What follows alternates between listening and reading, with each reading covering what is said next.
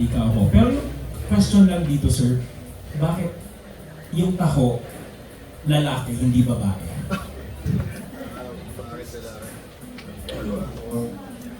Medyo mahirap na tanong yun.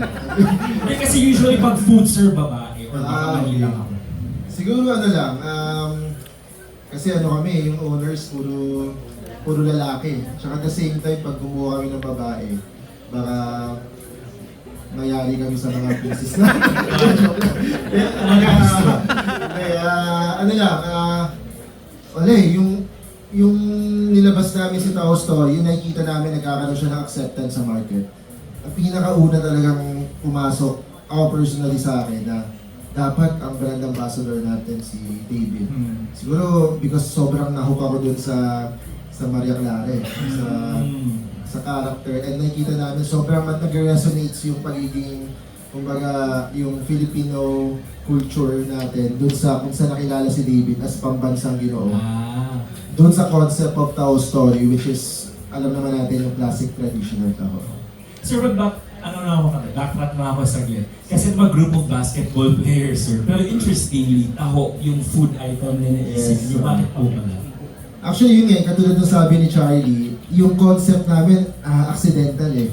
Kasi when we put up the company, yung corporation, wala talaga kaming business concept pa. Kumbaga, nagbukas kami ng corporation because we wanted to join in mga commercial league. And every time, once kasi mag-join kasi isang commercial league, dapat meron kang company corporation eh. And we work from different different industry or corporate. And then, yung nagbukas kami ng corporation, kumbaga, wala kaming naisip na negosyo. Nagkataon lang, yung nandun kami sa restaurant is nabuo yung Tao Story dahil nga, yung kumuha siya, kinikwento ni Charlie kanina, kumuha siya ng walang halo-halo, then kumuha siya ng taho, and then yung pan-toppings nung taho, ng halo-halo, nilagay niya dun sa taho. And then yung nakita namin, meron something dun sa product, sabi natin, dodge natin to dun sa, hindi kami tinatanggap ng mga mall eh, so nag-try kami dun sa Good Food UP Diliman. And then after a week, nakita namin, grabe yung acceptance, grabe yung sales, and then nagkataon, kwento ko lang din, yung may-ari kasi ng food hub sa UP Diliman, ang owner nun is the founder of Potato Corner. So siya yung nagbigay sa amin ng idea na parang ang ganda ng concept, kumbaga ano yan, ano nyo na agad siya, fast track na for the expansion. So yun pala yung taho story. David, congratulations. This is another brand under your name. We lost count kung pang ilang endorsement mo na to. Hindi ka lang pambansang, almost there ka na maging pambansang endorser. Anyway, question, what has endorsement, taught you? Like, what has, being an endorser or endorsing taught you the most? I would say, syempre yung mga brands, kailangan nila tumasok sa sales, kailangan marketing, hindi ba? So parang for me, I'm just really happy na kinukuha ko ng mga brands. But at the end of the day, ang goal ko is makatulong sa brand, hindi ba? Kaya naman nila ako kinuha, and for example, yung mga iba rin na endorsers na kinukuha nila, yun din naman yung objective all the time, right? So, I feel na as an actor, as a celebrity, quote-unquote, na ang duty ko is to help promote the brand, and aside from that, kailangan kong magamit yung aking platform sa magandang bagay. So, syempre yung feeling ko kasi dapat kung endorser ka, hindi ka lang sikat. Para sa akin, dapat maganda yung values mo as a person, hindi ba? So, ako naman, I'm just being myself. And siguro, now na I have brands under my belt, like what you said, kailangan ko pang mas galingan para makatulong din sa mga brands na nagtitiwala sa akin. Yeah, thank you. Congratulations again. Thank you. Yes, next question please. Hello, I'm Alison Con from Stars Pakot. David, funny question lang. Sa dami ng mga flavor ng taho story, patanong to nila eh. Kung taho ka daw, anong flavor ka at bakit? Halo-halo siguro. Dahil marami akong ginagawa na halo-halo. Yun na yan. Okay, thank you. Hindi, joke lang. Hindi, yung second question. Ano ba yung gusto mo? Hindi, okay na yan. Okay na yan. Hindi, yung second question ko. Sa dami din ng mga showbiz friends mo, celebrity showbiz friends mo, sino yung gusto mo unang makatikim ng taho at gusto mong bigyan ng flavor? At ano ang flavor yun? Matanong mo talaga. Baka makabawi sa tanong na to eh. Si Dustin. Ah. Si Dustin. At Si Barbie. Anong flavor kay Barbie? Anong flavor kay Dustin? Si Dustin, siguro plain, original. Si Barbie, coffee. Ano? Coffee flavor. Bakit? Kasi mahilig si Barbie sa coffee. Bakit plain kay Dustin? Original? Original. Wala lang. Wala lang.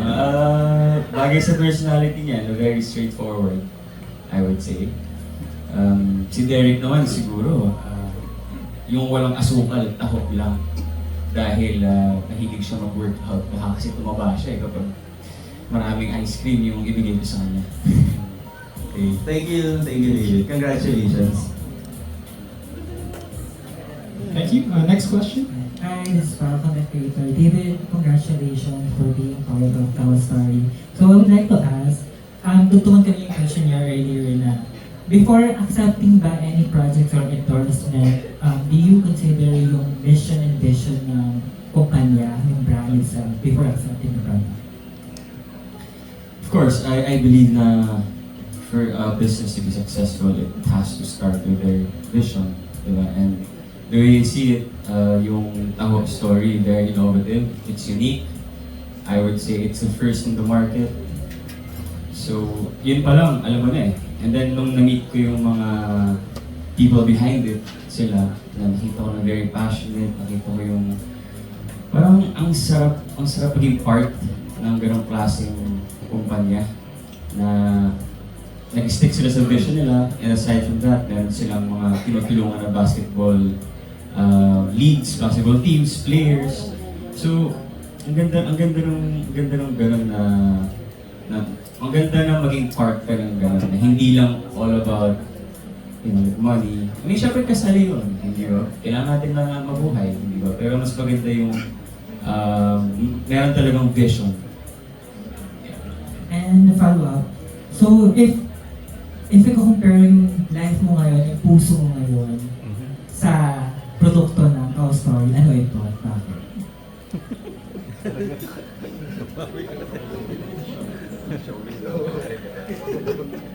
Ano yun yan? Ano yun? Pakiulit. Kung anong, i-compare yung puso mo ngayon, nararamdaman mo ngayon, anong klaseng flavor or anong produkto ng Tao Story ang ano nito? Flavor, no? Flavor. Siguro, ube. Kasi happy. Happy naman pala. Thank you. And also, I have a question for, of course, mga CEOs natin. So, may question po ako sa inyo. Ang tagline po nito, bakit hindi, if I'm not mistaken. So, sa mga food lovers dyan, sa mga Filipinos, bakit hindi dapat ito baliwalain at subukan ito ito? Ayun, actually yung slogan namin is Taho with ice cream, bakit hindi? And yun nga, bukod dun sa slogan nila bakit hindi, ang ginagawa namin ngayon is every time na magbubukas kami ng mga ibang branches sa mga ibang location, like sa Bicol, yung ano nila, yung language nila, binabago namin eh. Ginagawa namin Taho with ice cream, for example, sa ano, sa Cebu, Nganong Dili, sa Bicol, ano ba sa Bicol? Nakakaalam yung fabrication team, ano ba? Wala, di alam eh, no? Pero it means, kumbaga, yun nga, no, because of our slogan is bakit hindi. Siguro kaya namin, kumbaga, gusto namin talagang yung message to dun sa, tama ba, message sa mga... Yung bakit hindi tatangkilikin? Bakit hindi Bakit hindi baliwalayin? Yun, of course, bakit hindi simply means ano yan eh. Kumbaga, bakit hindi? Because we believe in the potential of the product. Kumbaga, the potential is limitless. That's why, kumbaga, bakit hindi? Kumbaga, the 16 flavors, kumbaga, marami silang ilo-look forward na pwede namin gawing 100 flavors eh. Di ba? Kaya lang, yun nga, no? We wanted na parang magkaroon tayo ng mga flavors na very Filipino yung concept. Na once dali natin siya internationally, of course, alam naman natin sa every part of the world, maraming Filipino community, and ang nakikita namin is dadali natin yung taho sa kanila. Lalo na yung mga miss na mga OFW, yung taho, wala dun sa kanila. So kami na yung magdadala sa kanila in the future, which is yun yung goal natin na kumbaga, hindi talaga nila babaliwalayin. Na kapag sinabi talaga taho with ice cream, ang unang maiisip nila, taho story.